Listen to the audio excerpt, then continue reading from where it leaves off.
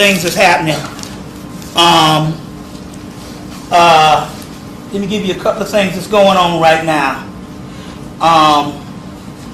Let me see if I covered some of these things. Like I said, I'll go into this later, or we can go into it now. That the Lion of God, which is his, me, and my queen in the British Museum, and right here we are with a whole family of segments. There was about 6 of them.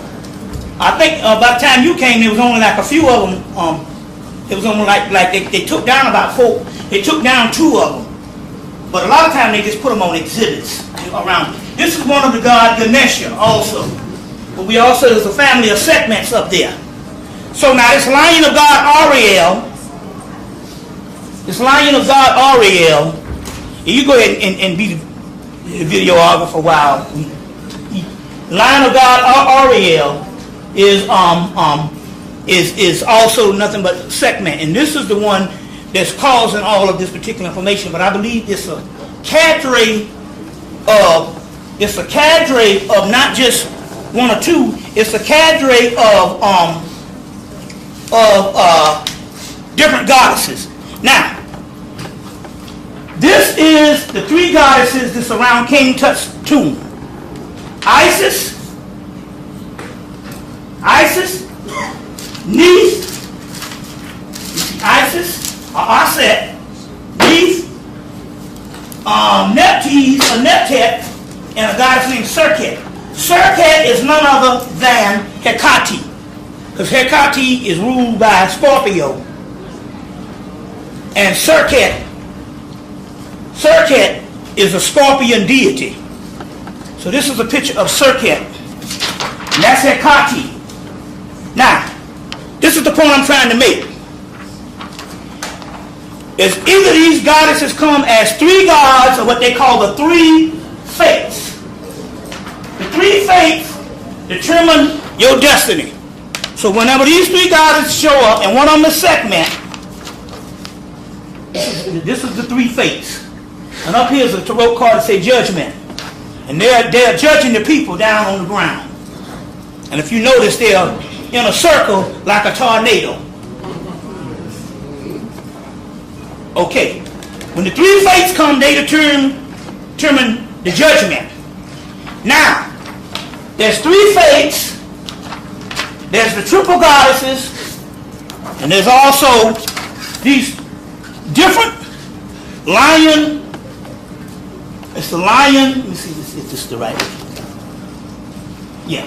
The lion, the cow, which right here is already taking up one part of the Egyptian triad. You got the lion, which is segment, and you got the cow, which is Hathor. When she comes out as a powerful energy, but her ferocious side is segment. So what this does is what we're seeing now with, you got those particular 2, then you have the goat. But there's a text called The Destruction of Mankind. In The Destruction of Mankind, you can get it in E. Wallace Budge's book, From Fetish to God in Ancient Egypt.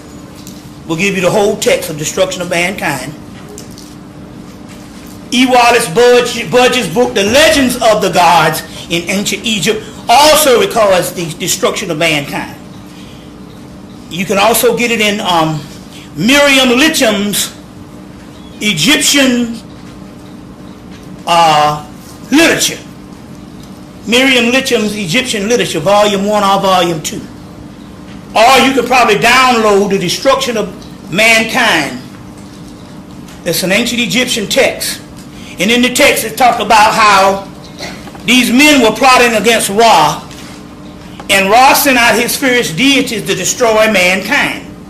So he first sends out Heru, and she does her damage, but she's a goddess of love. You see what I'm saying? So she's going to have a little bit of limitations because she's going to come to her sense. But then, when she didn't get the job done, they sent out the goddess Sekhmet, which is the goddess of destruction. And she was about to destroy mankind, and what they had to do was to fill the field of reeds of this field. They had to fill it full of liquor. Not liquor, beer. She drank the beer, got drunk, and she aborted the mission. So this is one of these, but if this particular text might be something they're talking about now. Because one other thing too. One thing that opens the third eye, we're going to get into a whole lot of stuff that opens the third eye, is barley. And that's beer.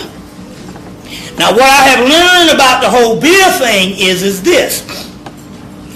The sister down in Atlanta, Sister Ella, hit me to this a couple of months ago, that they said that they had done, they analyzed beer to try to find out what beer is the closest to the beer of ancient Egypt. And they had concluded, because that's the one you want, the one that's the closest. They had concluded that Coors beer is the closest, one of the closest beers to ancient Egypt. So there's Coors Light. We ain't talking about light. We're talking about Coors beer. So get you some Coors. And this is not necessarily for, enjoyment. This is to open the third eye. We're going to get into a whole lot of stuff and a whole lot of fruits and a whole lot of things that open the third eye. And one of them, should I give it up now? Give it up. One of them that opened the third eye, and you're going to have to hold me to this, because I'm going to have to explain this. Eating pussy.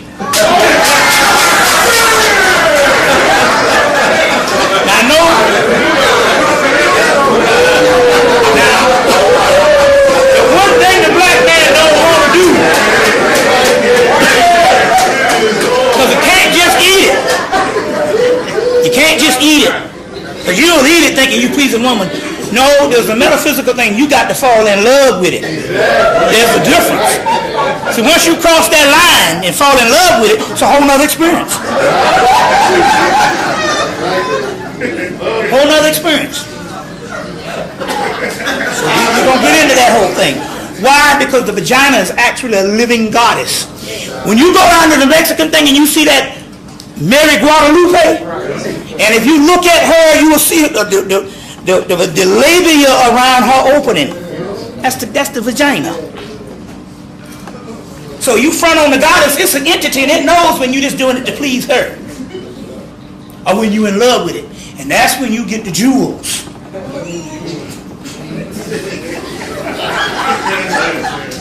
Now I'm going to the science of this. But I tapped into it, and I went to another dimension, and I was in my house, and I didn't know where the fuck I was.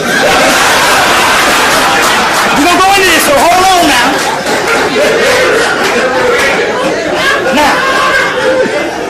But before we do that, we'll go back to the Lion of God.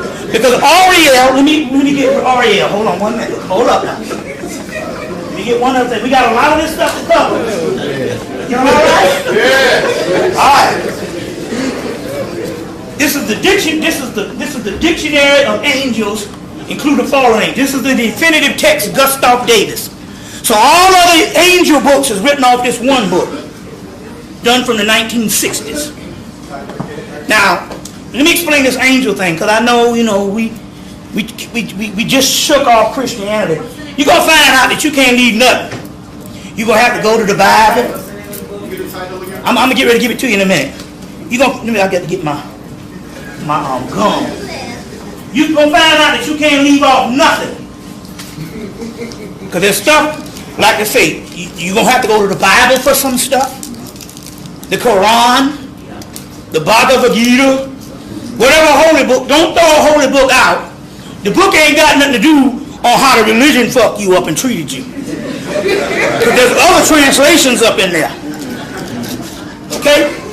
Don't throw the Bible out. There's got some stuff up in there if knowing how to read. It's like teaching you the secret of walking on water if knowing where the rocks are.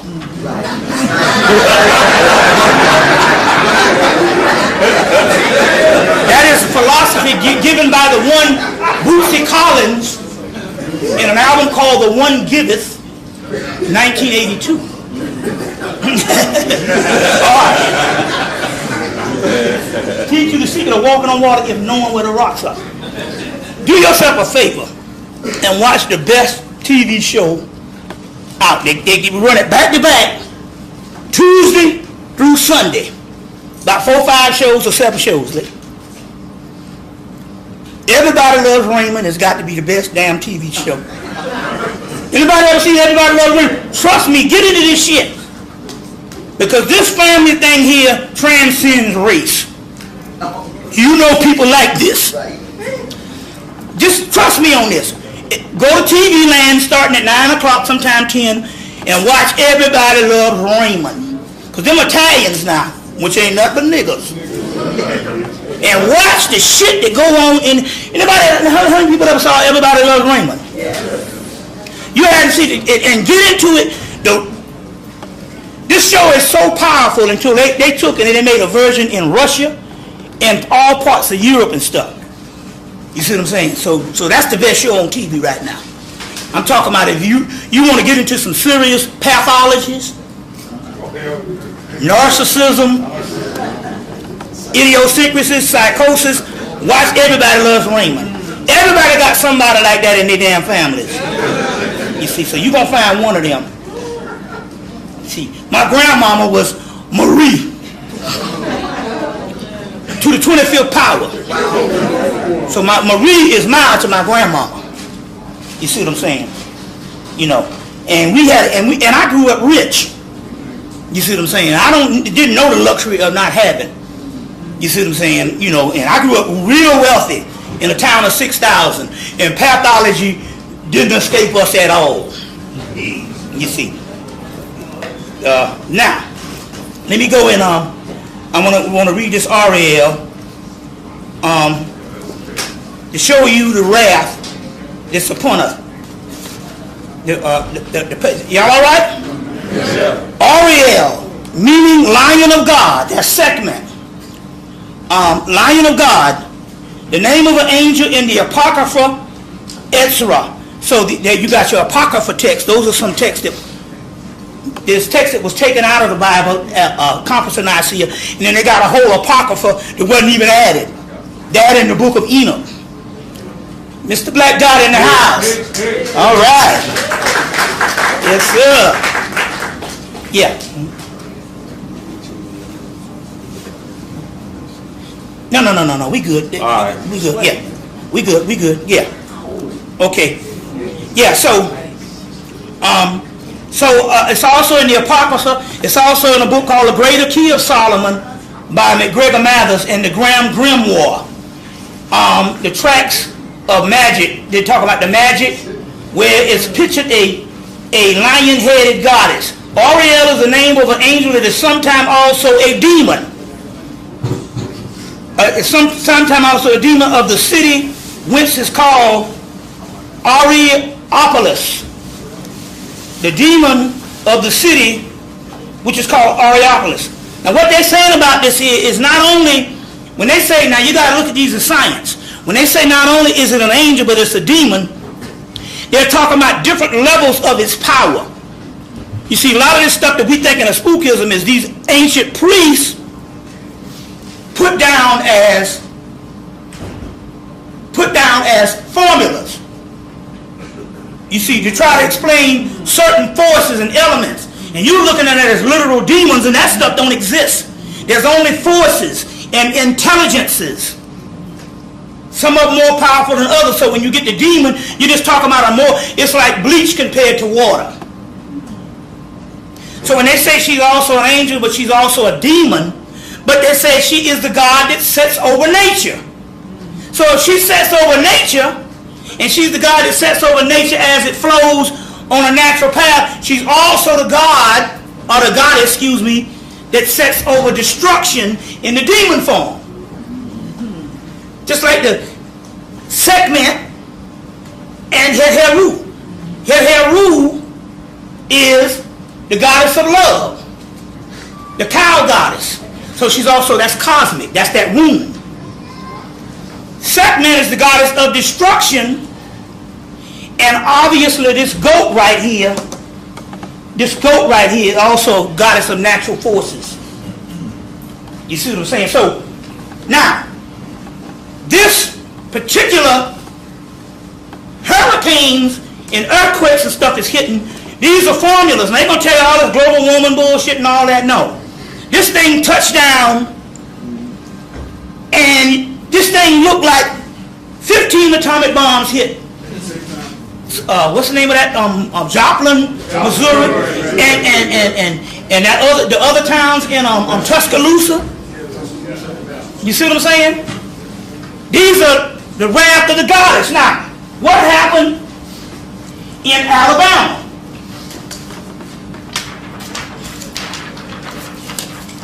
We went down to Alabama in the course. Now, it's interesting here because we found this out. Here are the three goddesses. Well, let me get this right. Okay, here's the goddesses. There's four goddesses that sets around King Tut's sarcophagus. King Tut's sarcophagus. There's four of those goddesses. This is the sarcophagus, and they guard the sarcophagus. Okay, same goddesses. Now, they never show the four goddesses together. They'll show you three. They'll show you three of them. They'll show you one. You see, or they will show you a part of his shroud, but they never show all four goddesses together. So when we ordered these goddesses, we had to order three goddesses from one company, and had to order one goddess, the Isis one, from another company. And then we took these goddesses down to Alabama. I took the pictures of them because I had to order the statues. They sit in my house, all four of them. Took them down to Alabama, placed them around the four girls that blew up in the church. Remember the four girls? And freed them. But we also said, not only are we freeing these four girls, because what happened was, is I didn't know. I went down to Alabama. I couldn't understand it. Birmingham is only an hour, 45 minutes, or 2 hours away from Atlanta. And I was going around the world and never lectured in Birmingham. And so the day before I was supposed to go, they said, you never lectured in Birmingham because you had to wait from all of the 90s up until 2007 when we ordered the four statues to understand that the four statues was going to have to work as the magic to free the girls that got blew up in the church. Well, I didn't know until I got down there that everybody in Birmingham, Alabama said, well, it's known that you could ride by the church and the three girls are sitting, is looking out the window. And this is 40-something years. I think it was 48 years 46 years since, I think it was 1963. And I did this ritual in 2000, the end of 2009. December of 2009. So, these girls was trapped in this church. It's like anything else, like you. See, Freeman say, you can go out in the street and get hit by a car, and it snatches you from your astral body so powerful until you don't know you're dead. You go home and try to get in your house, right, and ain't nobody home, and you can't get in there because you don't know how to cross through the barriers. And you don't know you're dead. Well, the same thing happened with these girls. The explosion was so powerful until it knocked them from their astral bodies. And all those years, they didn't know they were dead. They might have went to the funeral, they might have done some things, but they still thought that they were alive entities. And they were, because the spirit is real. More real than the physical. So they was trapped in this church for 40-something years. So we went down. When I got to Alabama, I was going to do a lecture. When I got down to Birmingham, everybody said, well, it's known. Everybody drive out of church and see the girl standing up in the church. I said, well, I know that Christianity speaks against anything spiritual. So I can understand how Christians See, you believe in Jesus, you don't even supposed to believe in ghosts. You ain't never seen Jesus, but you seen a ghost. You know, so I can see how they could be hoodwinked. But you mean to tell me after 60-something years, nobody thought about getting these girls out of this church spiritually? And I go down one day and learn that the girls was trapped in the church, and everybody go, yeah, we see them all the time. So we go down before the lecture, and I put the 4 goddesses out, because like I say, they don't never show these pictures, all 4 goddesses together. We put them out, told them, release these goddesses. We call them Isis, Neith, Nephthys, and Serket. Release these goddesses, or release these girls. I say they are in turn going to raise you up. These ancient goddesses. You use your power to release them, and thus they energize you. 2 years later, this tornado hits Tuscaloosa, and they say these things come on the ground. They only stay on the ground a few minutes and then they leave. This thing stays on the ground, goes what? How many miles? I think it said from Tuscaloosa. 100 miles, 6 miles wide. 160 miles. 6 miles wide. 6 miles wide and 100 miles, and goes to Alabama. And I go, okay, I see what this is here. These are the 4 girls.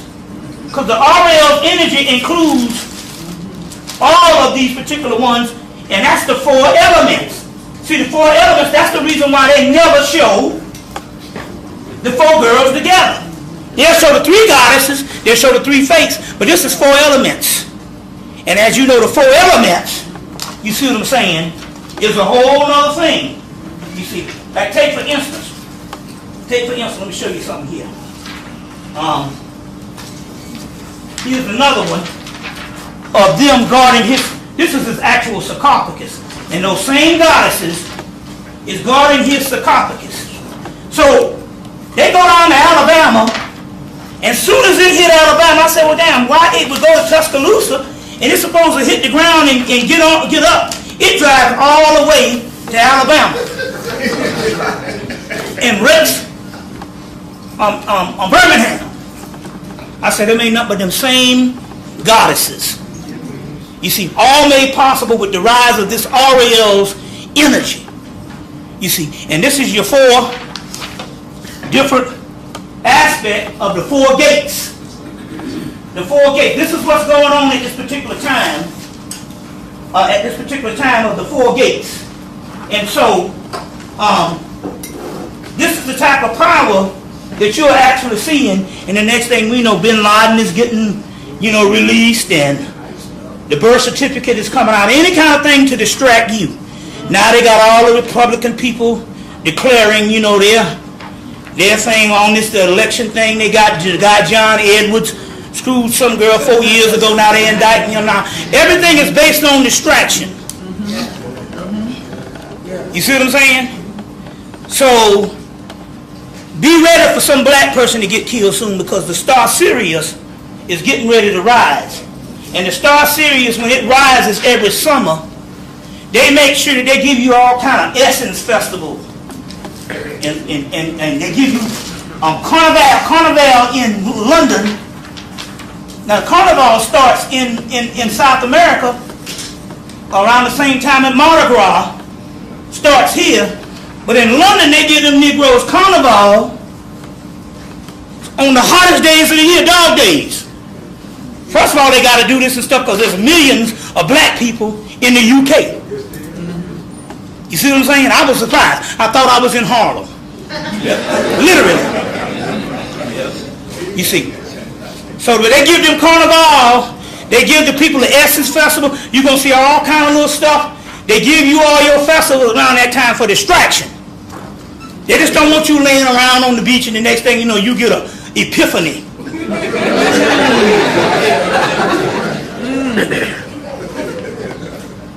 You see? And get an epiphany. Let me give you an example on how genius we are.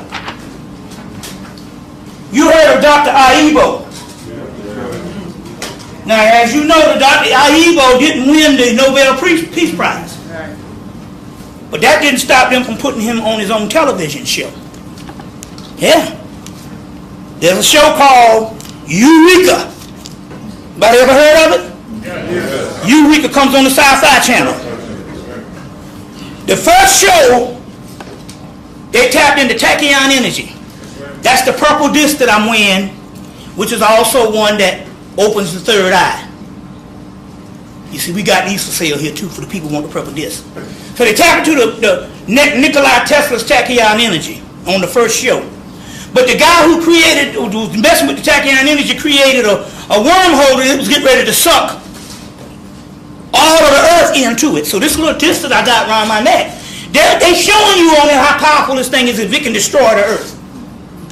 So the first thing they do, they got a little autistic black boy. And they got the best scientists in the world, and they trying to close this gate to save the earth, and they lose him because the guy who opened up the wormhole, part of the equations, got blown up when he got blown into another dimension and opened his wormhole with the tachyon energy. So what they had to do, there was a little black autistic boy that writes equations on the ground, and they brought him into the lab, and I think he's 11 at the time. They brought him into the lab, and he's trying to figure it out, and he can't get it, and somebody said, oh, lay the black boy down on the ground because he does his equations on the sidewalk. They laid it down on the ground of the lab, and he figured out the equation to stop the doggone black hole from killing the whole earth, or the tachyon energy from sucking the whole earth up. You see? Little black boy 11. Then, on one of the shows, the 11-year-old boy figures out the unified field theory, which is Dr. Aibo's thing. So what they did, they used the same little autistic boy. He figures out the unified field theory. Thus, they tell the story of Aibo in the Eureka, and you can get all of the Eurekas on box sets. That's how you have to do now, so you can get all the stuff. But the top scientist there is played by Joe Martin. He's the grown person, and he's also black. Also, Sally Richardson is a top scientist and everything else. You see, you know her when you see her. So the point I'm trying to make here is that they tell the story of Dr. Aibo in the actual aspect of the show Eureka. Now, let me give you a couple of other things right quick here. The brother Ali Muhammad, in one of his lectures, I think his first lecture he did for Azariah, and he was talking about how that when the black woman it was almost impossible for her to have sex to get pregnant through a white person, because the body would put up an antigen, which is a virus. But after years of breaking down, she's able to get it, but in so many words, there are antigen and a virus. He is right. But this one thing that he didn't realize was the great scientist that made this possible, that there was a virus on the earth that she couldn't get pregnant for, was also one that put it there, that one day when she was able to get pregnant for it, would also change the DNA. I try to explain this to you. Get into it. So in so many words, he proved my theory right. Was this: in studying alchemy, there's only one royal art of the ancient Egyptians, which everything is broken down. And alchemy is the study of not only precious metals in the universe, the outer universe, but it's also the study of the precious metals and the DNA and everything within inside of the human body. In so many words, as Dr. Richard King had put it, the study of melanin. Now, in the study of melanin and in the study of alchemy, alchemy is designed to do one thing: take something original and make something new out of it. New out of it. They understood that in the future, to make something new, they had to take an original person, and the original line of people is a perfect specimen to outfit or to occupy a certain couple of thousand years or millions of years of the occupation of humanity on earth. But they also knew, based on humanity has several stages. There's the caterpillar stage, there's the cocoon stage, and then there's the metamorphosis of the butterfly stage. The caterpillar stage was our history as Africans, our indigenous people around the world. The cocoon stage was us in a hibernation stage, and everything that went on with us to create a new people. So they say in Kabbalah and several things that humanity had two stages thus far. The baby stage, or the child stage, which is just the basic human stage, and we did the greatest things we could as the child stage. Then we had the young adult stage, or the teenage stage. You know, teenage stage is a lot of wild shit, trying to figure out what it is that's going to eventually be the adult stage. So they said at this particular time, humanity has only had a child stage and a teenage stage. The adult stage is yet to come. In Kabbalah, it's called Tikkun. In Egypt, it's called Mayat. See, Mayat is not only a group of laws that we use in the baby state, but Mayat is also a formula of something to make a new person. Now, if you have the original person that is perfect to occupy the entire earth aspect of when we were at our height, then you have the teenage stage or the cocoon stage where all crazy shit come down. Within that teenage state, something has to be produced to make us a new people. And that is the white man. The virus. The antigen.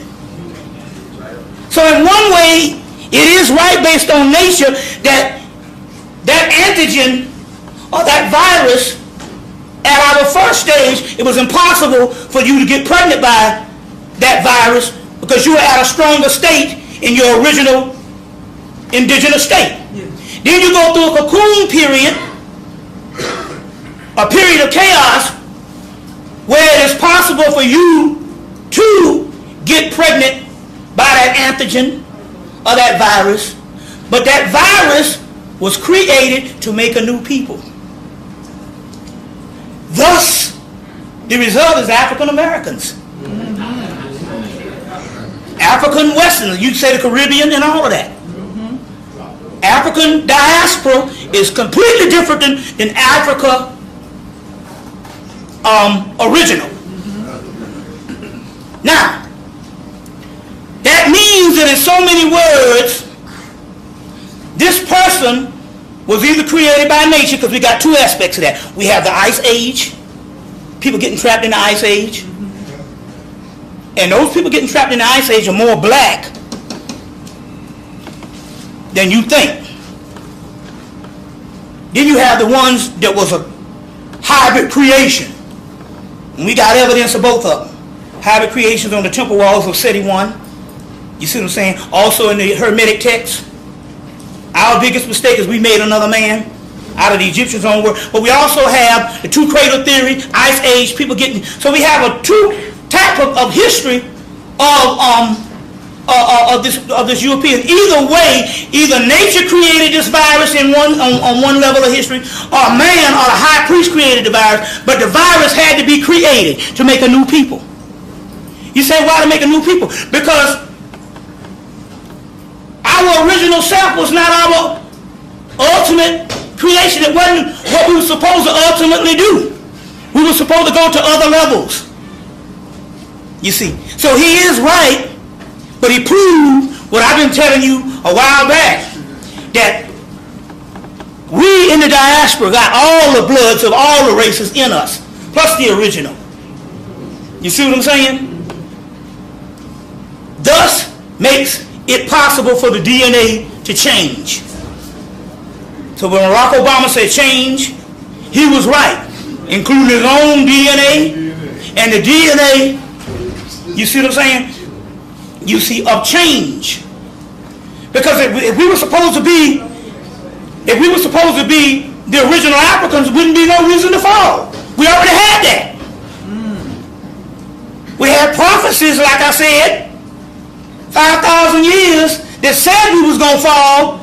And if you got prophets to say you're going to fall, if you weren't supposed to fall, you would make right so you don't fall. The white man do it all the time, but they call his defense. He's so scared that he might not be here, he'll spend $1 billion on defense in one day.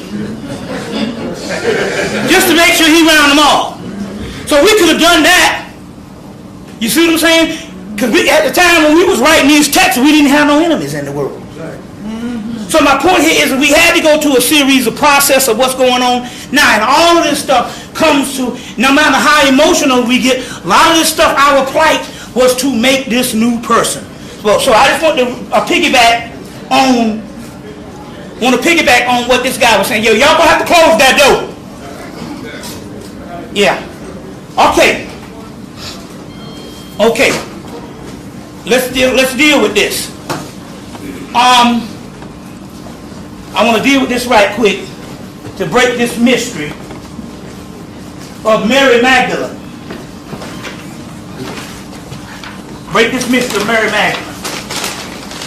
Now you should know by now, if you do your studying, and we can give you enough bibliography to help you on your way to understand that there was never a historical Jesus. There was a mystical Christ that was turned historical by the Romans. You see what I'm saying? And before it was the historical Jesus, it was Horus, Mithra, Shiva, Vishnu, Krishna. Everybody around the world had that.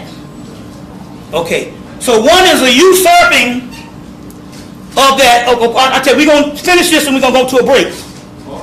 How you want to do it? Yeah. Okay. One is a usurping, then we're going to come back because I got a lot to get into.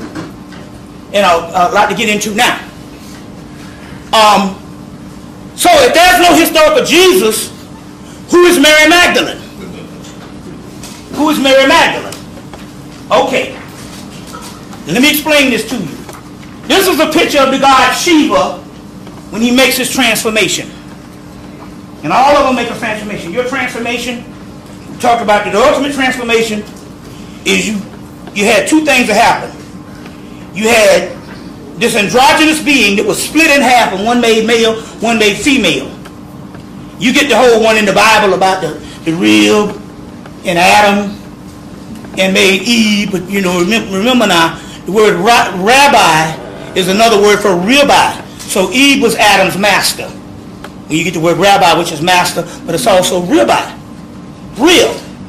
You see what I'm saying? Now, in this, we talked about this before.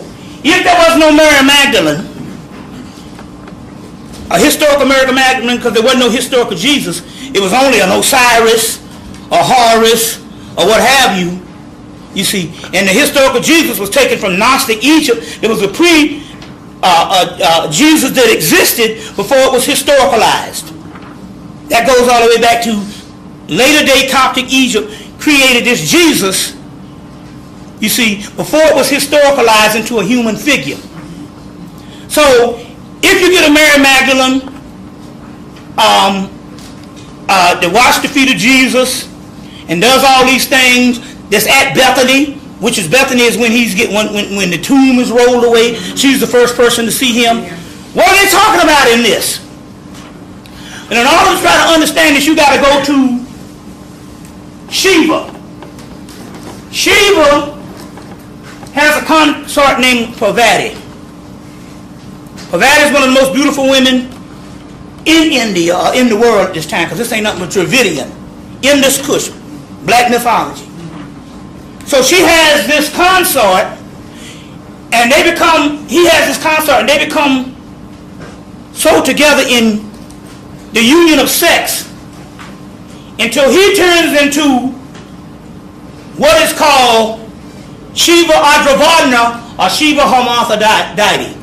So what this means here is to go to the highest level of spirituality, we all must access either our masculine half that was torn apart from us or our feminine half. And we'll say, well, how do we know the masculine half ain't just you becoming gay? Because when you access this masculine half, a man, if you are a man, the man is still repugnant to you. So to me, the male is still a harsh, unattractive, and ugly person. I have no desire for the male. But you access your feminine half, which we all have those traits. So Mary Magdalene is a story of the same Jesus accessing back his feminine half. Is called Mary Magdalene. You see, it's called Mary Magdalene. She anoints his feet, which means this is the god Vishnu. Vishnu is laying, he's called a sleeping god or the sleeping Buddha of Vishnu. And right here, this is the god Lakshmi, the goddess of prosperity. She's anointing his feet.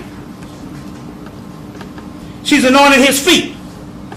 Now, Mary Magdalene does all of this, and this is nothing but a story of the Christ figure regaining his feminine half back. But remember now, we are in the crux now of masculine theology.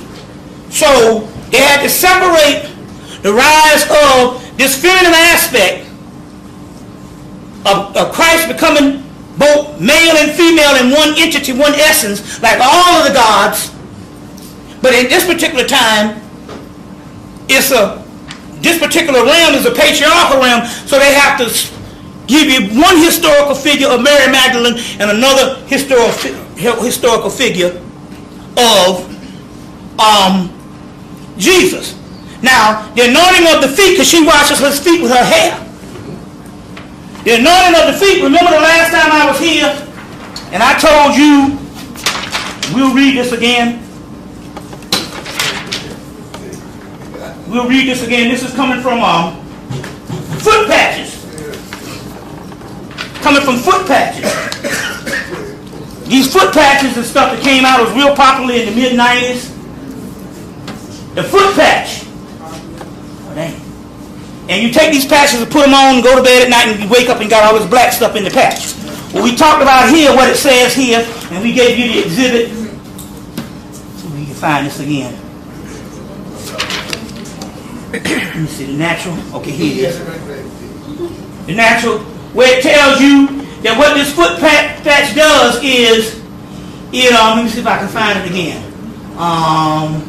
The part about the melanin. Growth of melanin, second paragraph. Second paragraph. On the bottom. Inhibit the growth of melanin. Eliminate. Hold on. Second paragraph. Eliminates impurities from the body and the growth of melanin. What they call that? Comedo arcane, and the grease of secretion of the, what's that other thing? Obesity in the skin. So they say it inhibits the growth of melanin. So what Mary Magdalene is doing, And Lakshmi in the original version, Lakshmi's down here and she's anointing his feet. Now this is one of the things you have to do to get the melanin to flow. The melanin, they say here, parts of it starts in the feet. And when you massage the feet, like Lakshmi was doing, like Mary Magdalene was doing, there was actually loosening up blocked avenues of the melanin to go into the central nervous system to anoint. That's why she rubs his feet. Lakshmi does it. You see what I'm saying? That's why she rubs his feet, because there's parts of the melanin that settles in the feet. Y'all all right? Yeah. Okay. When we come back, I'm gonna give you another part. One I found in Brazil. I'll give you the name of this thing. The book Vera Stanley Adler's book. Is it Adler or Elder? Vera Stanley. It's called Finding of the Third Eye. Adler. Vera Stanley Adler. Y'all don't leave, you're going to get the punchline. I mean, they say go yet, man. This is some important shit right here. Y'all hollering at me. I know you're hungry and all, but damn. Listen. In Vera Stanley Adler's book, Finding of the Third Eye, she mentioned that somewhere in the future the third eyes would open. Edgar Casey said sometime in the future that there would be an avatar called John Pineal that would come, and he would be a world teacher. That's the pineal gland opening. And Nostradamus, in some of the texts that's still in France, said that in the 1990s, black people in America would come into their own. Yeah. Now, we do see a result of consciousness of the last 20 years, but the masses are still dead. Yeah. All right. I'm going to say something here and show you what was one of the deterrents. There's been plenty of deterrents, but I went to school with a brother named Maddox Moore, and in the 1980s, he used to have a semi-fro. And I said, well, you know, you got a fro now. This is the fucking 80s now. We wear high top fades and shit, you know. But he used to travel around the world with Jesse Jackson. Now, whatever Jesse was, him being on the inside, he knew some shit. He said, Jesse said in the 70s, in the mid-70s, there was a conspiracy. The United States government said the Afro has to go. He said, and from about 5 or 6 years, they worked diligently to destroy the Afro. And we must ask ourselves this question. Who invented the no-lie relaxer? Was it black scientists or was it white scientists? We must ask these questions. Now, if you got a relaxer and you conscious, you here obviously you was more advanced. You came to the planet and wasn't nothing going to stop your consciousness. So don't worry about you. But we all come at different levels of consciousness. And then all of a sudden the answer came, just like this thing that I showed you, the foot patch inhibit. Everything comes, but sometimes stuff got to come out of the country. There's a henna in the hair. The henna is called, get the name of the henna. People put henna to dye their hair. See if I can get the name of this henna. And I'm going to paraphrase what this on the box is. It's called Suya henna, S-U-R-Y-A. Henna, Brazil. And in this henna, it says all what it does, the different natural coloring and stuff. And then it says something just on the color of hair. Hair coloring. So you know the relaxer got to be the real deal shit. It says this henna does not damage the natural melanin follicles. Now this is printed in Brazil because they couldn't print this in America. All these years they couldn't tell you that the relaxer and all of that stuff damages the melanin follicles, thus retards the consciousness. So here's evidence. You see what I'm saying? Now, if you got a relaxer, like I said before, some of you came back to the planet, you was already conscious when you got here. So relax or whatever wasn't going to impede you at all. But then again, I remember when the Afrocentric thing started, and there's reports that most of the people in the Afrocentric movement across the country was mostly men. They said, where were the sisters? Although they had leading sisters, most of the speakers, other than Frances Cress, was stuck in the middle of about 10 different people. And she had an afro. You see, the point I'm trying to make here is there was a delay on the consciousness, and it could have very well been, we must ask this question, did they convene like Jesse Jackson said? He said, no, they fought about 6 or 7 years to get rid of that afro. First they threw that Jerry curl shit. But they said that wasn't doing, because I'm going to tell you something, the Jericho fucked them up. Bald-headed women, when they start putting that with that shit activator, their hair grew down their fucking back. We got to get rid of that shit. That shit is working. See, the Jerry curl, I know women ain't had nothing but a damn shadow on their damn head. They come back and them motherfuckers were looking like Michael Jackson, a group called Ready for the World. Anybody know what the motherfucking Jerry curl niggas? Ready for the World. All of them had them scary curls. So that Jerry curl shit was working. We used to laugh at it, but I know people that didn't have no hair. They put that activator in there. Some people say, fuck it, I just buy the activator. So, but then they had to go more and more into this particular part, especially leading towards the 90s. And by the time the 90s hit, you see what I'm saying? It was all of that relaxed. You see what I'm saying? So my point here is this has a lot to do. This has a lot to do with the consciousness and how they had to fight hard. Now Jesse Jackson was right about that. He was like, no, man. He said, no, they had a whole campaign, a whole government campaign. Get rid of the afro. You see what I'm saying? Get rid of the afro. And also, they have been, on especially on the black woman's head, they have been, you see, they've been working with that one. The brother is like, lock that nigga up. You see. So it's just interesting here on how certain things go down. So now, what we gonna do? Y'all all right? Yeah. So what we gonna do? We gonna, just so you can warm you up. I know it's cold. We got stimulus packages. You want the womb CD because you might want to transform. You see what I'm saying? I suggest get the womb CD and get that thing here. Now what this is a magical mirror. And what you do in this mirror is you're going to put this mirror on your wall and you're going to practice every day just looking into it. And what you're going to do subconsciously, what it's going to do is it's going to bring out how the pineal gland actually works. You see, so don't get into the Hollywood thing. You see, but now after a while you might see some figures up in there because it's a magical mirror. And they do have magical mirrors that you can actually conjure images, but you have to work at it. It's called scrying. It's called scrying.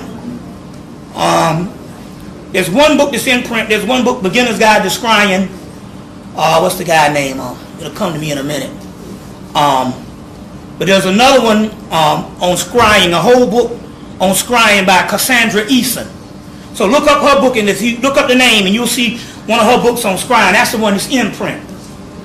That's the one that's in print. So there's another. So scrying is looking at crystal balls, looking at magical mirrors, and all these different devices and these images. This is real deal science. Also called used to scry. What used to scry? Yeah, Nostradamus. You see, that's how he would get the visions and stuff like that. This is the same one, but this one is put back to its original thing with the imagery around it and the Eye of Heru. So, anybody interested in getting one of these, we're going to do that too.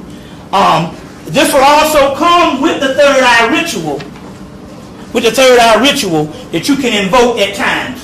So we have that. We got this purple disc. We got the stimulus package, the checks. We got the checks, you know, the magical checks. You know, the people sign this thing, you see. And I just want to say this one thing. Like I said before, this is the magical check with your guardian angel. It comes with the check, the guardian angel. You sign this thing. This thing is working. And as they said, as of Friday, this economy is getting worse. Now just remember, when you deal with the checks and you deal with these things, a lot of time prosperity might not come in monetary. It can be monetary, but there's all types of prosperity. And the angels might be done hook you up, but you just didn't know it and stuff because you still looking for somebody to pay you out some cash like you closed on a goddamn house. Or you got your income tax back. You see what I'm saying? So we got that. We also have the Ganesha CD. And the Ganesha CD brings prosperity when you play it. You see when you play it. You might play it and somebody might call and say, yo, come pick up this money. I just wired you some money. See what I'm saying? You know, somebody might say, yo, man, my EBT card came in and you want to go down to the farmer's market? I'll break you off for 100 of this shit. Have you bought food lately? Shit, that's a blessing. You see what I'm saying? You see that's a blessing. So so what we're gonna do is we're gonna go to a break. That's 678-358-1055. We're gonna go to a break, and then you people that want to get this magic mural, this stuff works. You know, people want to get the. I got something for you. Whatever the deal here is, come on up and stuff. So now we're gonna go to a break. What's that, brother? By Gustav Davison, the Dictionary of Angels by Gustav Davison. I got three things to announce first. I got my man King Simon. He's doing several events. He's going to have Queen of Four at the National Black Theater at 19. Also, we got the Matriarchal Nation Building Forum going to be July 3rd at Harriet Tubman Center. And also in the house tonight, we got my man Black Dot. He's going to have his album release party June 11th at the Polish Den Theater, 309 East 108th Street between 1st Avenue and 2nd Avenue. Y'all got to go there and show support, man. And another brother named Brother Matt, he has a forum every Thursday night for free at the Albany Housing Projects. He's going to have Brother Umar Johnson on June 16th. The seating is going to be limited for the people that's a part of the forum and also the part of the people in the Albany House. But give that brother some support. That's a good brother. Everybody, peace. We be back. All right. Coney Island is something we do as a tradition here in New York. We have an annual tribute to the ancestors, and I'm encouraging anyone who can make it to go. It's something to give honor to the souls who transitioned during the Middle Passage, and also to uplift us here right now. So that's going to be at Coney Island at West 16th Street. It says the instructions are to wear white or African clothing and bring an offering. So it starts at noon. I think it's noon until sunset. Starts at noon. So y'all come on through and support that. It's at Coney Island, West 16th Street.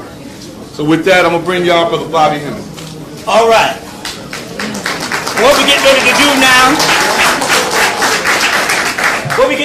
now is do a series of things that open the third eye, foods and activities that opens the third eye. So let me see if I can indulge you. If we can see what we can do here. See if I can find the right information. First of all,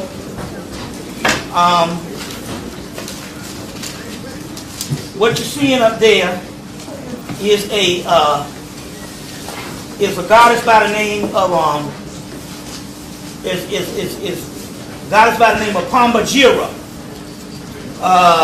And so what Pambajira is she's a promiscuous deity that been shut down for ages of the Judeo-Christian science, but survived in South America.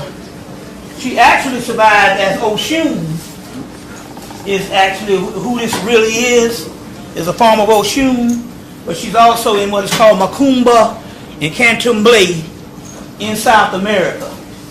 And so they sell these dolls, and these dolls, they always show this naked black woman lifting up her dress.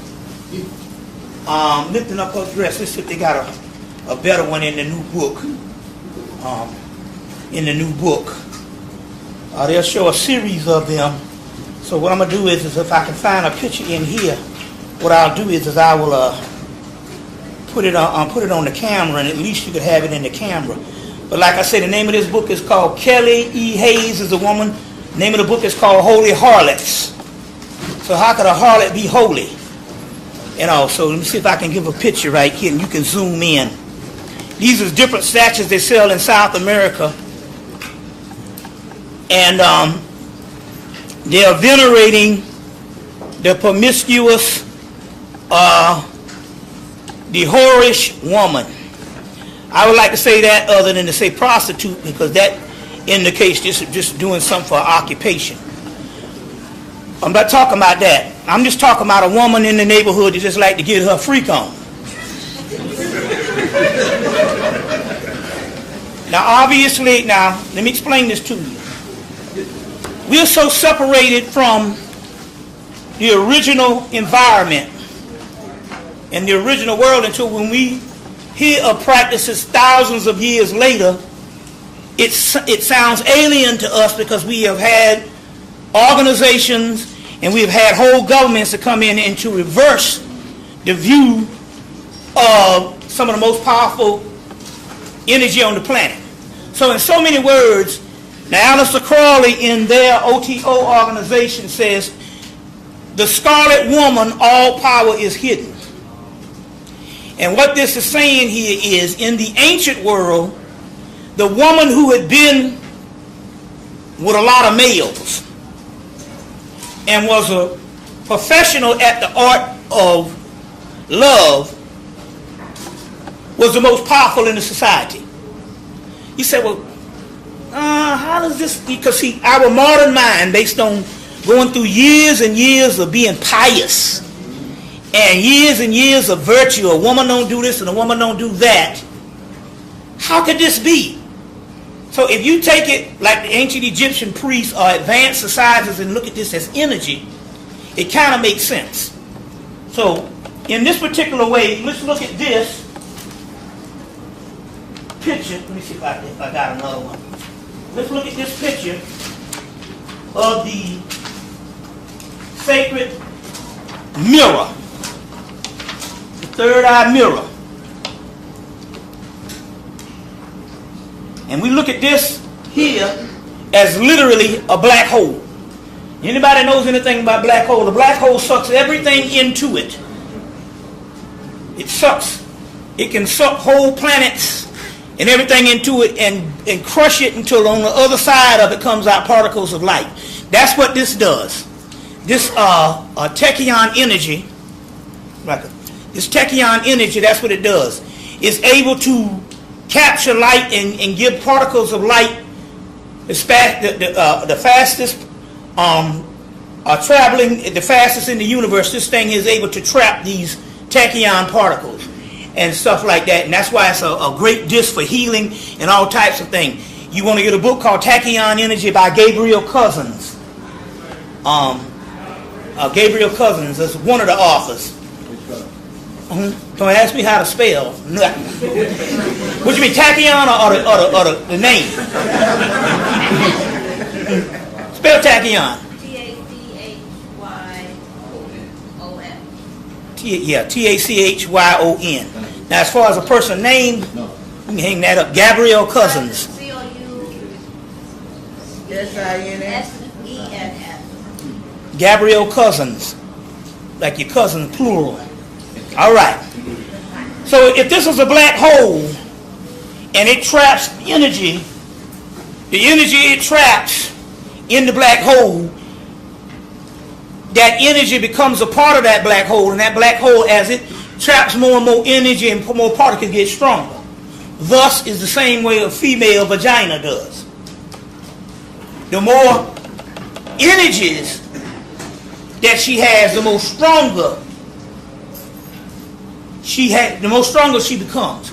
Anybody ever seen a movie called, remember a movie that came out about 15 years ago, Mortal Kombat? The first one, and the guy was trapping all the souls and stuff like that, and he would become stronger and stronger. Well, that's the same thing. That's the same way it is. So when the early church came and they were trying to suppress this female energy, the first thing they had to do was turn against all of these holy harlots, because all power was given to them. All power was given to them. And so we're talking about a tantric and a sexual energy. A tantric and sexual energy, and all the power was given to the scarlet woman. So the more promiscuous the woman, the more stronger she was to use the power that can be converted into psychic energy, magical energy. And if she was so powerful and stuff like that, she could become a literal goddess and could probably do certain things like fly, because we do know we got slave narratives of some slaves that flew back home. See, you got to realize a lot of things. Even Malidoma Soulmate talks about this, and other people talk about this, that we had all these magical powers in Africa, but as we got older, as thousands of years, like Dr. Ben said, we didn't fall, we just deteriorated. So those magical powers, when we lost the ability to understand them, some of them were preserved by certain families. So certain families could still fly. And so when it came to slavery, the ones who could still fly flew back home. Which, this is literal slave narratives. This is nothing funny or anything like this. This has got people that literally got the fuck up and flew back. And the ones who couldn't, this is documented. The ones who couldn't, you see what I'm saying, is because whatever the family, whatever the stuff, that region of that part of Africa, that knowledge was lost. You see what I'm saying? Which is one of the few things the sister that wrote the book Mark of Voodoo, Sharon Calder, did say when they was over in Benin. When they was over there and she was telling them about slavery, and they was like, we already know about slavery, we know everything. They knew more about slavery than we did. She said, how is this to be? She said, because when those slaves died, they just came back home in the spirit realm and channeled that, and gave the transmission, and they had narratives of what happened in slavery over here. You see, that's amazing. And I did, which meant this, because I thought about this the other day. They had a conference back in 1991 down in Atlanta, and anybody heard of Dr. Edward Scobie?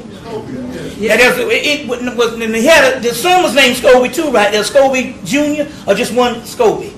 One. All I know. Yeah, he made the transition, right? Yeah. He told a remarkable story, and sometimes the Spirit just told me to tell this story because he told the story, and this thing basically, boy, is probably one of the most remarkable stories. Just like the one where the people went back to Africa, and after they died, came home and told all of their experiences. So when she got over there, they told. This is what he said. He said that from 1865 to the early 1900s, all these laundering laws and vagrancy laws and laws on laundering was enacted throughout the United States, all over the United States. And he said that after 1865 and black people got out of slavery, they walked all over the United States. You ever heard him talk about this? Yeah. Looking for their ancestors that had been sold off in slavery. So they say, in the daytime, some nigga just appear in the middle of town. All over the United States, it's black people just appearing like Night of the Living Dead. And what they would be doing is they would be looking for ancestors that were sold off in slavery. Yeah. And as a result, the white man put out these laundering laws and these vagrancy laws based on these people walking the damn earth all over America looking for their ancestors and looking for their not ancestors, but they kinfolks, their husbands, their children. You see what I'm saying? Yeah. And so you talking about they don't need to make no horror movies in some kind of aspect or some shit you made up. We done went through all kind of hell. Now, going back to this holy harlot thing, to try to understand the power and energy. These women who would have multiple men could gain enough power, you see what I'm saying? So they were almost like superheroes on what they could do. So when the early church came up, and this is years after the mystery system, especially when we started going into the Judeo-Christian era, which led to Christianity and ultimately Islam, which is the ultimately suppression. But that's just an overt way, but Christianity was just suppressed it the same way. You got to realize that there's a book called A Harlot at the Side of the Road. Harlot at the Side of the Road. Came out in the late 90s. The Harlot at the Side of the Road. And basically this book just chronicles all of the stuff in the Bible. They talk, like I said, talks more stuff about the female and the harlot than it does the devil. All these stories of Jezebel, all these particular stories.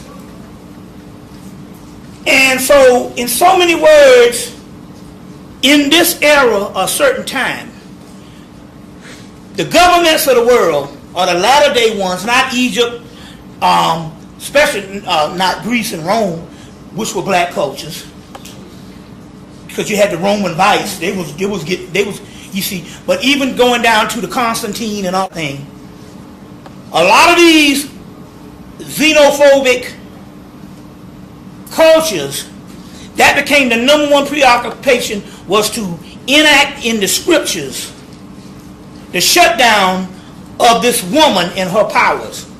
So this, and it's interesting because it's hard for us to imagine now how could a great whore be venerated, because we don't remember a world when that was. It was so long ago. You see what I'm saying? It's so long ago. But if you was to take moralism out of it, which is a code of laws based on governments, ain't got nothing to do with no God. You see what I'm saying?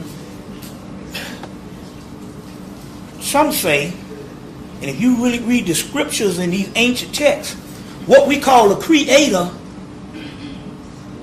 was a form of creation. And it was like a cosmic explosion. It created in one big bang, and what we see now is all of its creation, but the actual entity spin itself out thousands of years ago. And the only God that is left now is us, who have all the power that creates the God that we want to worship. That if you turn that around, look for nobody but yourself. You see what I'm saying? Look for nobody but yourself. And even with me, who went up in a war with the gods, the only way I was able to survive is I knew that my soul was just as old as theirs. You see, so them wasn't nothing but a bunch of niggas, some fucking cousins. You see what I'm saying? With an attitude. You see what I'm saying? We're the only gods there are. You see, that's why they have to kill us on every show. Every sci-fi or something, or any kind of show, they got to kill us and stuff, because that's the sacrificing of Osiris. Now, to try to understand this, because it is kind of hard, we done had years and years of religion, you see, to try to understand this concept that you would put yourself back in an ancient realm. To try to understand this, there was a show called Firefly. You could either buy the box set, or it comes on either the Green Channel, the Science Channel. Sometimes it comes on the Ovation Channel. Get that show, Firefly. You can get the box set because it only lasted one season. So you can probably buy the whole box set, the entire season, for very cheap. But in there, they had a courtesan woman on the ship, and she would go around and she was venerated as royalty. So in Firefly, courtesan means she was a woman of the art of love and these multiple men, but she was venerated as a royalty. As a matter of fact, the only way you could get to, and this is way off in the future, after the return, only way you could get to royal people and noble people, you had to be hooked up with the courtesan.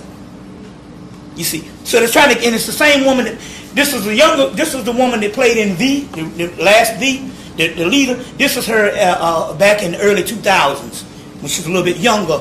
But to try to understand this particular information, I just want to say about that particular power, and we're going to get back to that in a few minutes after we go to understanding. Let me show you how some new angels pop out. Here's a book called The Grimoire of Armadale. A-R-M-A-D-E-L. The Grimoire of Armadale by McGregor Mathers.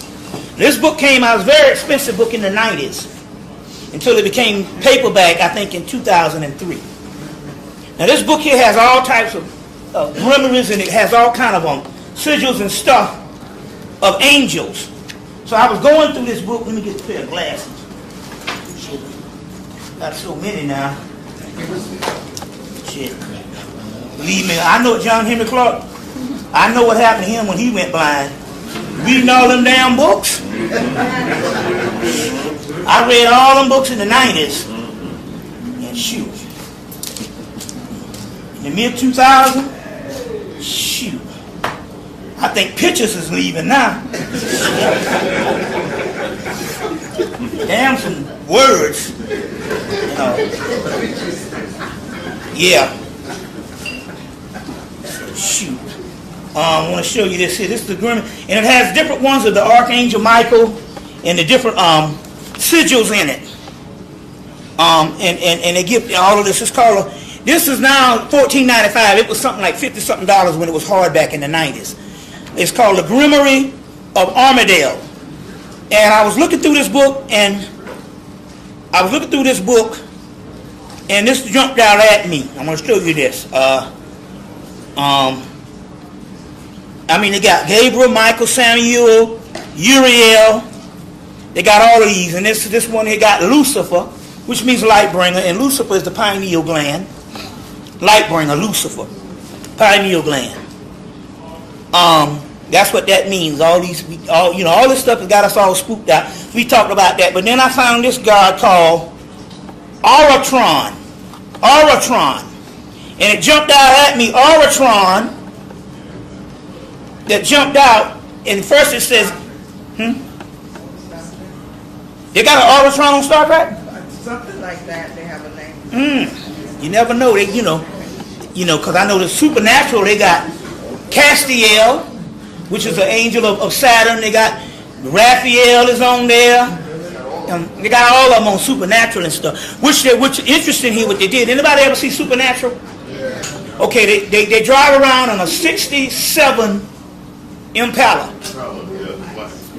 67 black Impala. Last year before last, if you look real close, because all your police cars now are Impalas. Now, it started in the late 90s, in the late 90s with the I think it was the Volvo, where they take these old cars and make a newer version of the old car. They got your Camaros, they done had your Beetle, they done had your Thunderbird and all that. If you look real close at the Impala now, they fashion it after the 67 Impala. There's similar version of that made into a new car. And since these people are supernatural drive around in this car, a black one, I don't know, but if you go outside in Atlanta and ride around, you're going to see at least 15 of these Impalas in an hour. Now I think it's some magical ritual stuff going on. And now all of a sudden the police cars up here are the same Impala. So anyway, so I know they do stuff with TV shows and all. Now this Auratron, it says, is concerning the creation of the souls of man. And immediately I knew by knowing what Auratron is, if you know the Yoruba tradition, that is Obatala. Obatala is he's one of the oldest Orishas, but he was the one that created a lot of souls, and he got drunk off palm wine and created retarded people. Down syndrome and all that. But check this out. There's a Babylon in Richmond, And he has a great white following. They be in the class too, and they be like, and every time they ask him what they had, well, the black people, well, you know, you Oshun, you Legba, he always say, you Obatala. But there might be some type of thing that he's getting, because this cat is, you know, they got this box. They got one. This cat, to show you how powerful he is, he got there's a voice that talks in a box. It's a spirit, and it talks in a box. It's over in Nigeria, but he can't get it through customs. You remember there's a brother in London. Anybody seen the London series? There's a brother that you've seen that. He's the brother named Israel, and he opens for me, and he does some stuff. He got a series of things. He is an installed king of a small village in Nigeria, about 30-something people, I think. You know, he lives in London, but every time he go over there, he got one of them same voices in a box that talk to him. It's a spirit. And there's some tape that I think Azariah has it. It's called Owning the Spirit. And about to go down to Haiti and you buy these certain spirits and stuff like that. Now that cat there that says about the Obatala got one of them talking spirits over in Nigeria. So it might be something to this whole thing. But I do know that this particular one in here, his name is Aratron, is nothing but Obatala. And this is in the book, McGregor Mather's book, The Grimoire of Armadale. I just wanted to add that in on some getting closer to some new information. Okay, now let's deal with a couple of things here. Number one, melanin people is connected to the moon. Anything lunar, anything that's dealing with the moon, anytime you deal with any kind of magic, any kind of science, anything with the moon, you're dealing with melanin. You see, you're dealing with melanin. You see what I'm saying? Even when you cut your grass, you're supposed to deal on a cycle. There's a waxing and waning cycle, and you do it on the waxing cycle. It's going to grow back in 2-3 days. You see what I'm saying? So the moon is key when it comes to melanin. Now, Elijah Muhammad said that the moon was separated from the earth, and when I first heard that, I thought this man was crazy.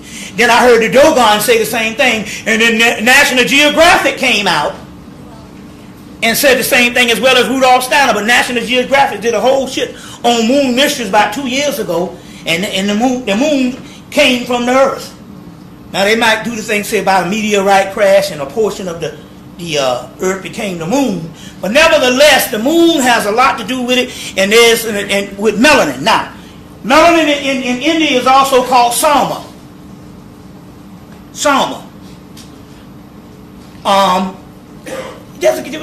Bossy said there's a book by Robert Cox. You know the name of it? It's this book out by Robert Cox. He talks about the whole Sama also. And melanin. Now, we just talked about alchemy and Sama. Anytime you hear the word alchemy, they're dealing with melanin. Sama is a word and thing. Sama is a plant in India, but Sama is also called king. And they say one has to have Sama in his blood to become king. Sama is not only a plant, but it's also melanin. Anytime you hear the word Sama, that's melanin. The whole wars of the gods. If you get the Rig Veda is one of the oldest texts. They rarely talk about human function. They mostly talk about the wars between the gods, and the gods is always fighting over Sama, melanin. You see, Sama is a god, but he's also a lunar god that has a lunar race from Sama. All this is talking about is melanin. And that whole wars that was fought over melanin. This Sama. That's the whole, they got an entire Rig Veda, one of the oldest books in the world, and that's what they're talking about, the gods and Sama, and the fight from the sacred Sama. And the devas tricked the demons out of their Sama. Obviously, you see, and they became humans. But they were an older class of deities, but we now have all the Sama in us, because it's a new type of Sama. It's a new type of melanin in us. So it's going to raise up any kind of way. But anyway, there's a whole lunar race. They're talking about melanin. You see. And so we're the lunar race. But anything dealing with the moon. There's moon spells. It's a book called Moon Spells. I can't think of the woman's name. Just remember, you can either author the name Moon Spell or a book called Moon Magic, DJ Conway. Now that's a masterwork. Moon Magic, DJ Conway. Remember on the Blog Talk I did a protection ritual of segment on the Blog Talk? It was a ritual on segment I did on Blog Talk, and say your magic segment behind you, protecting you and to tear out the eyes. I got that out of the Moon Magic book, DJ Conway. Everything you want to know about the moon and the gods is in that book, DJ Conway's book.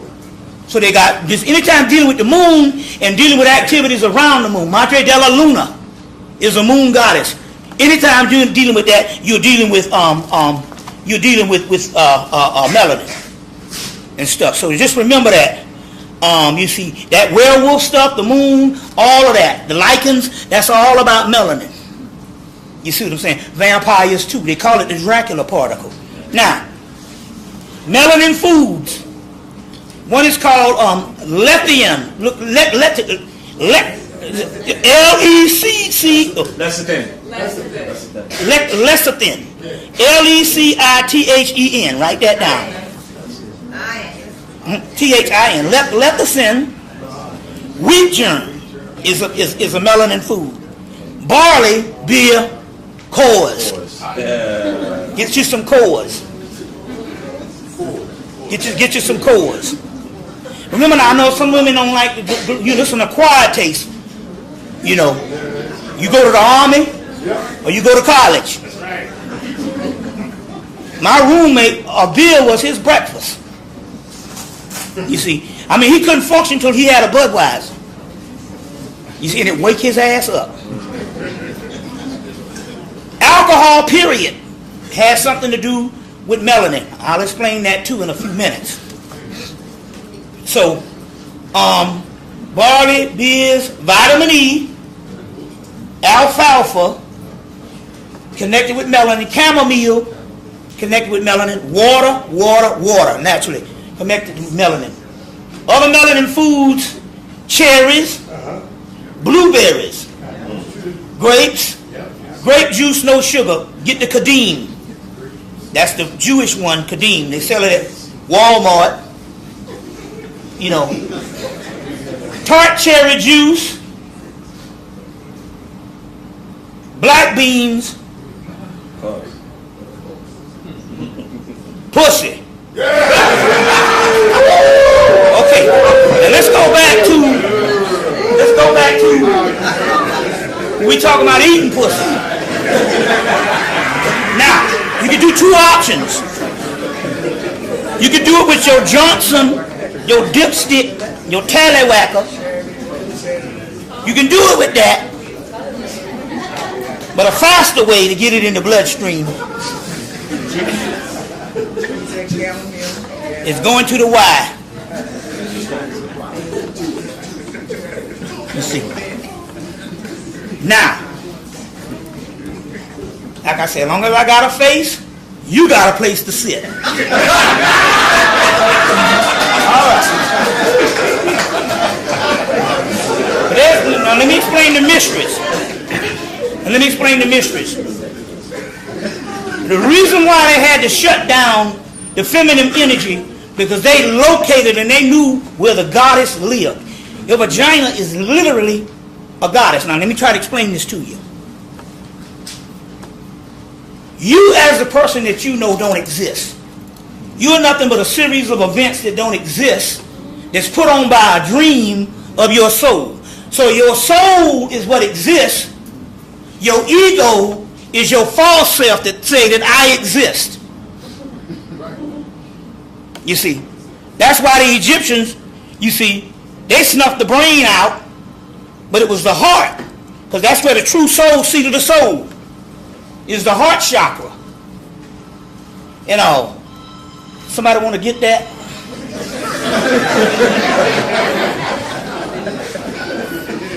Is the heart chakra. So now, the soul is the real self, and it is connected more to the vagina, you see what I'm saying, than the false self. So they knew that the vagina was actually a goddess. Now, let me explain something, how advanced this thing is. How advanced this thing is. Right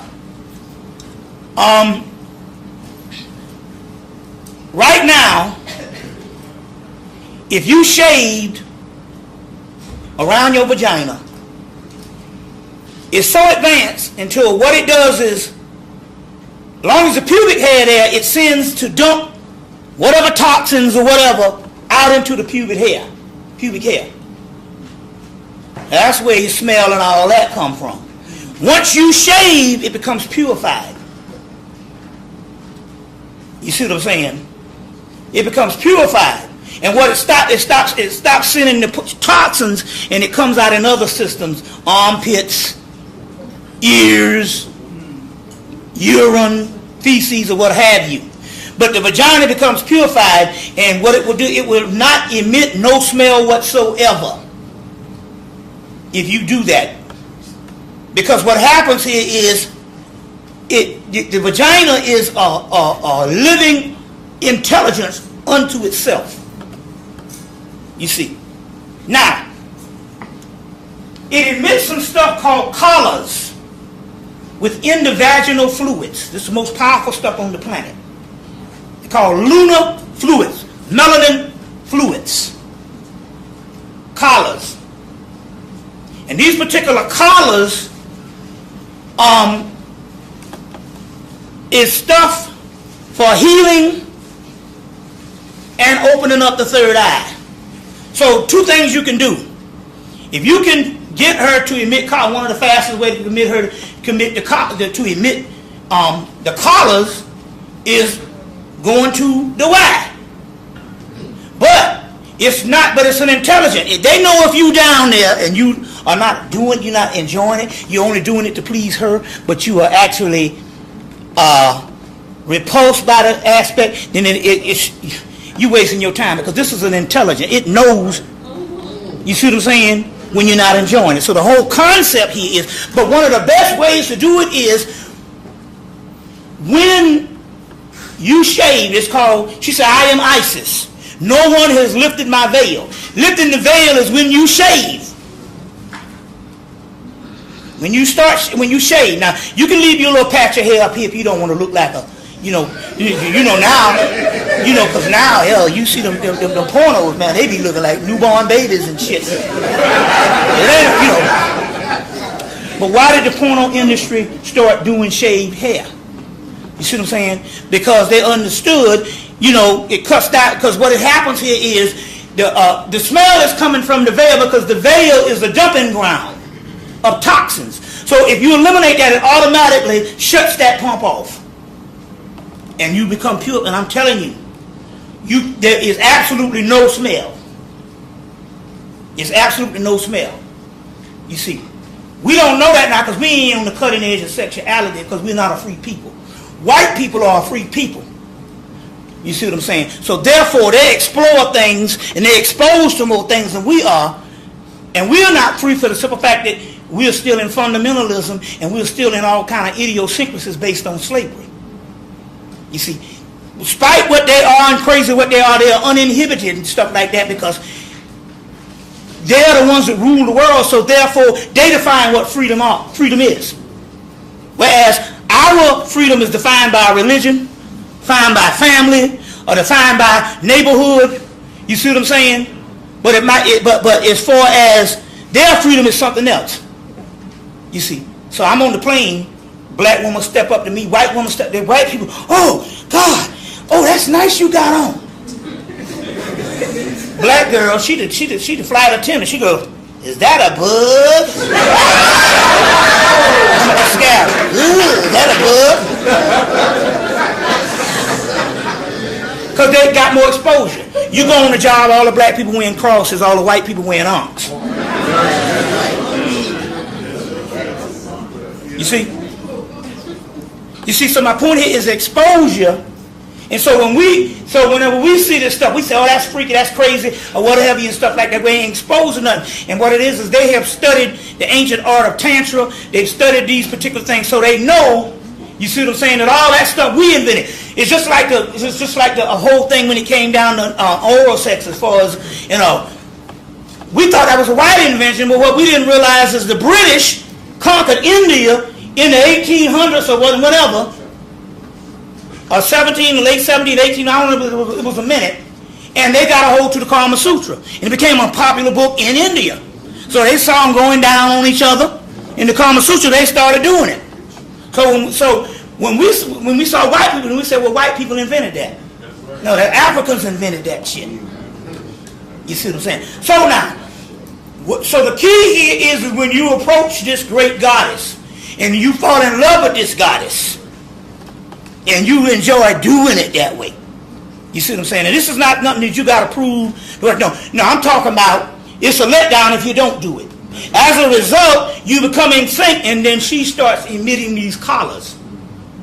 So once you start emitting these collars, you can have sex with the tallywhacker, the dipstick, the Johnson, and if she's emitting these collars, just flowing, the penis absorbs it. But when the penis absorbs it, you can't give it away by ejaculating because it all goes out.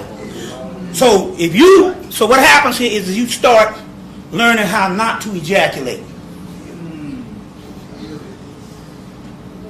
Ejaculation and orgasm is two different things. Women orgasm, men have to learn how to orgasm. Two different neurological functions.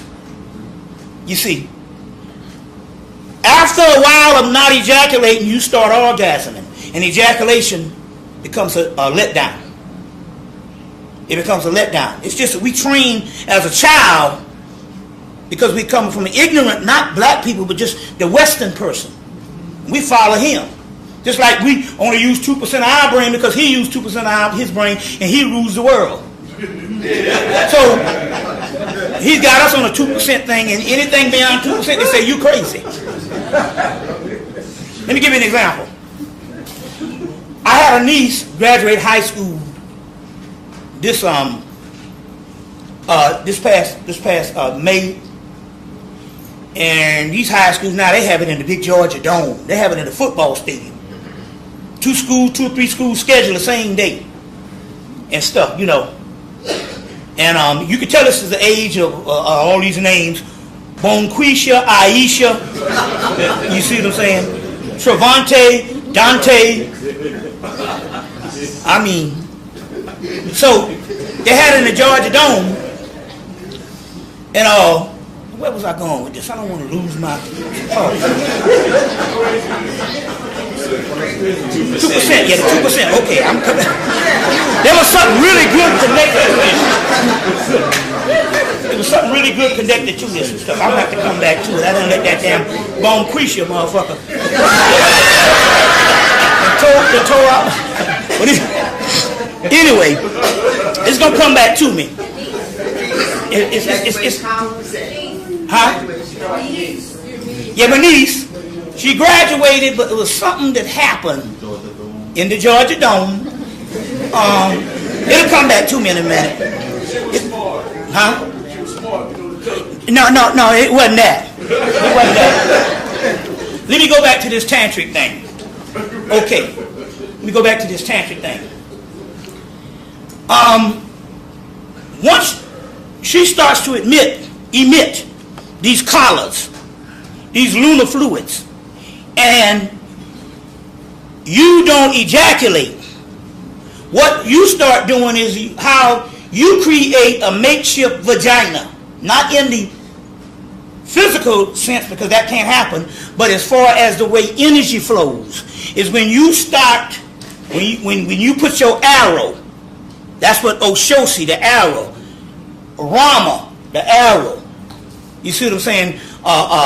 These particular ones, when you put your arrow in, or your sword, you see, what happens is if you don't ejaculate, what starts to happen here is Because what she is, she sucks in. She's negative, not in the negative sense of what you think of it. ACDC, negative, positive. Your arrow is positive. She is negative. So she sucks in, and if you ain't careful, she's gonna get all of your energy, all your essence, all your sperm. Okay. So now, if you learn how to not ejaculate, your penis starts to suck in. Just like the vagina. And what happens here is it starts to suck in collars, because the vagina knows when this person is trained and is not ejaculating. So you start to suck in the actual collars. And these particular collars that that sucks in, what happens here is it's this force of energy.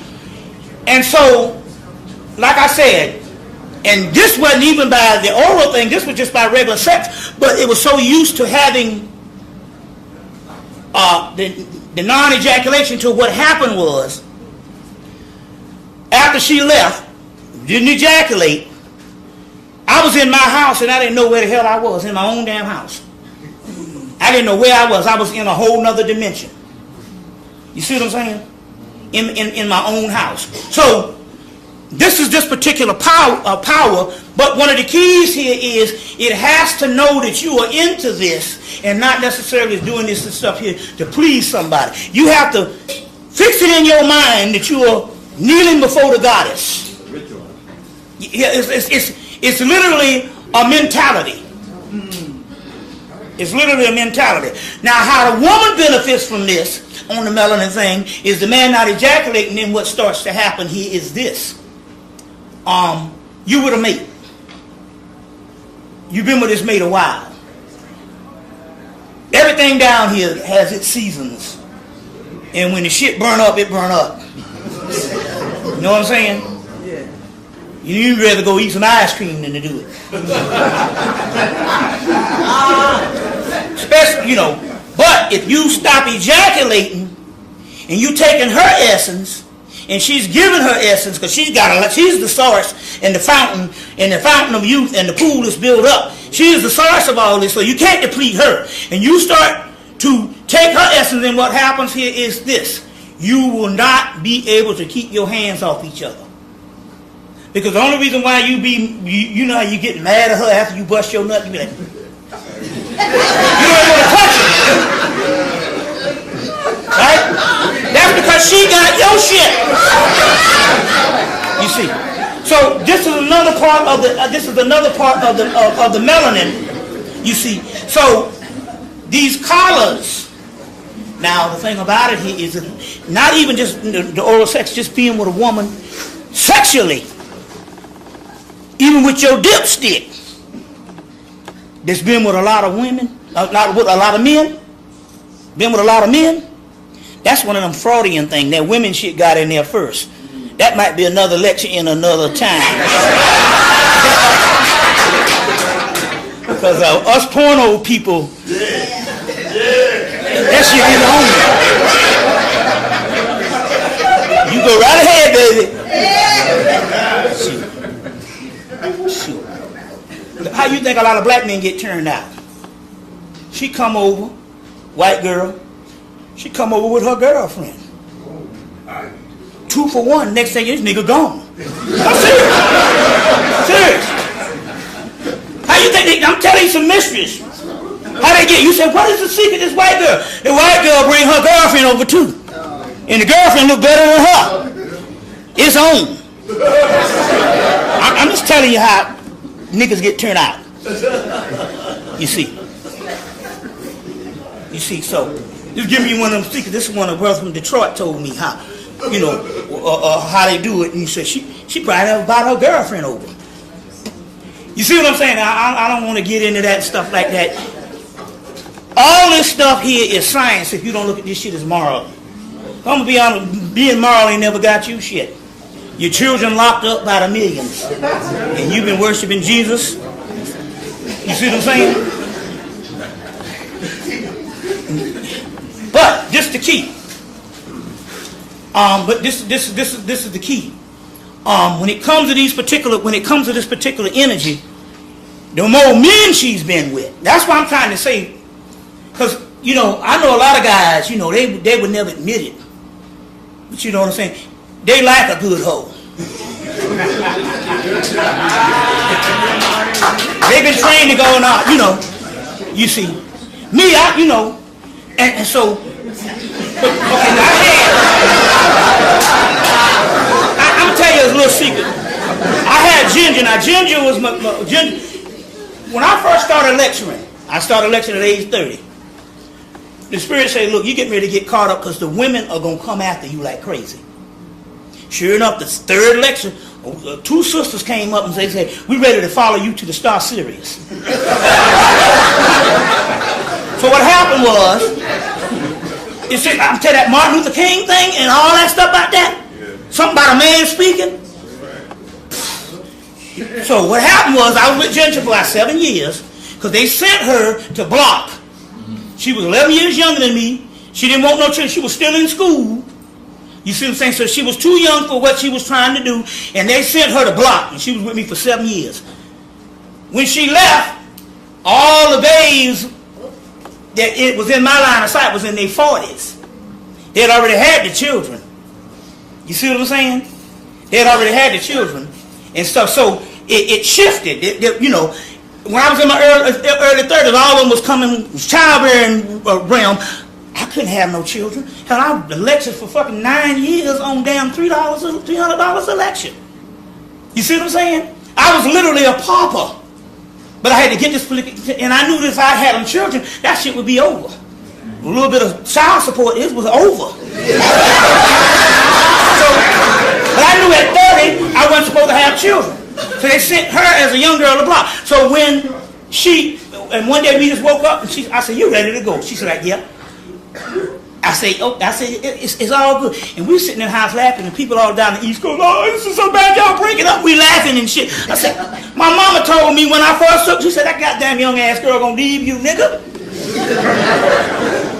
The year after we hooked up, a psychic said, y'all just gonna be together for, so we already knew it. So the day she said, the day she said, and what happened was, I was vegetarian for like 4 years. Then we got back on the meat. Oh, it was pleasure. Then she went back to vegetarianism, and my boy came down from South Carolina.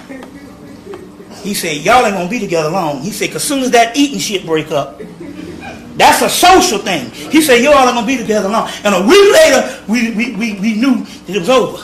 So, I was in that realm of the 40 plus. I was 38. Going 40, I turned 40, so all of them was 40 and 50. Now, they was out of the childbearing thing. They was out of the childbearing thing, you see what I'm saying? So, we used to get together, and this is when I knew something. We'd be in bed, and the question was, because see, most men don't want to hear this. Like Chris Rock said, how many men you been with? She said, well, two? I guess that's how you raised. They don't want to hear that. My desire was, well, how many men you was with? And the higher the count, I was most fascinated. Then I met up with one that had been with over 50. I had met with one that had been with over 50. And she gained the most power. Let me tell you how powerful she is. She got access to the heaven realm. And so gods like Legbar, Baron Somdi, they come and screw her on a regular basis. You know what I'm saying? On a regular basis.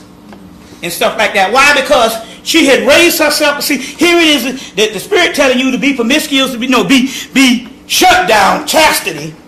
But yet the ones that has gone to that particular level of promiscuous is up there with the gods screwing. You see what I'm saying? You know, and so all she had to do was get on some lingerie and lay on the bed, and here they come. All the gang. All the ones that tell you not to have the sex. They partying down. You see, so I'm just trying to say, I'm trying to give you some concept on these things. If you look at these things as energies and not moralism.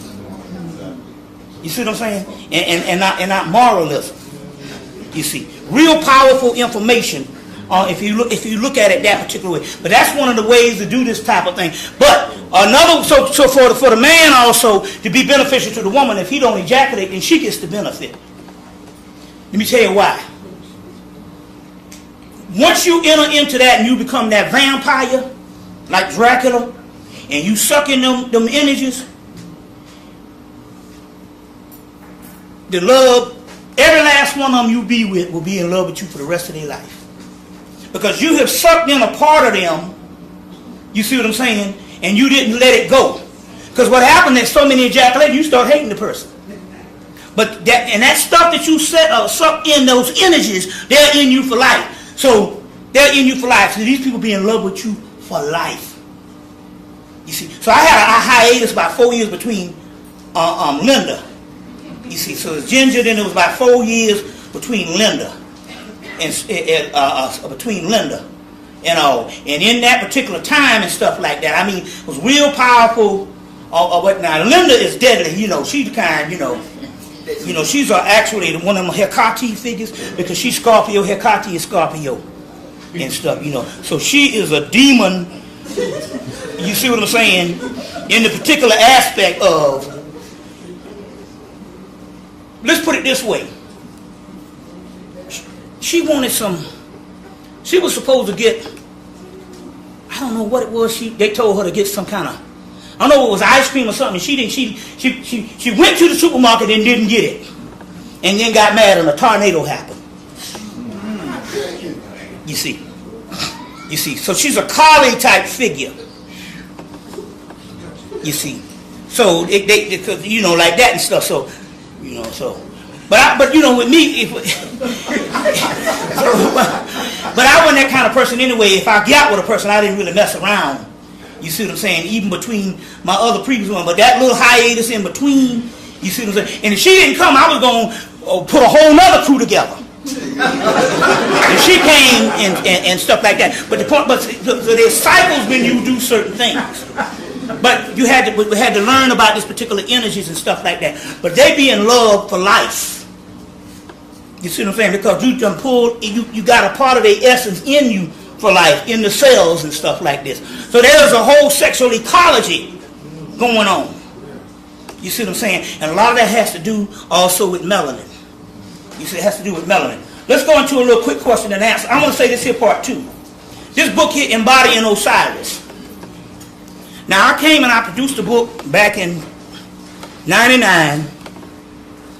It was a pamphlet on how to eat black people or how to get their energy. And they was explaining in here that the Native Americans, there was a movie called Ravenous came out. And basically, if you can get that person and eat a part of that person, you become superhuman. And it's called Pasquati in Native American. Come to find out, they got texts that the shit was started by the Egyptians. Now, the white man used this text they used this text and flipped it around. It's on the Science Channel or the Green Channel or one of them on how Egypt fell. They were talking about the old kingdom. They said that the Egyptians started eating their children. See, they will take lies like that and they'll flip it around. This book tells the story on the document on what used to happen. That the pharaohs, at a certain time around Pharaoh Pepi, they had to outlaw this military practice. This book is called Embodying Osiris by Thom, that's T-H-O-M, Thom, T-H-O-M, F period, Calvalli, C-A-V-A-L-L-I, Thom F. Calvalli, C-A-V-A-L-L-I, C-A-V-A-L-L-I, Ph.D. This is called Embodying Osiris, The Secrets of Alchemical Transformation. In here, let me see the page. Thom, it's called Embodying Osiris. Thom, S-T-R-T-H-O-R-M, F period, Calvalli, C-A-V-A-L-L-I, Ph.D. I think it's on page 30 to 31 or something like that, cannibalism. And what they were talking about, the Egyptians weren't cannibals.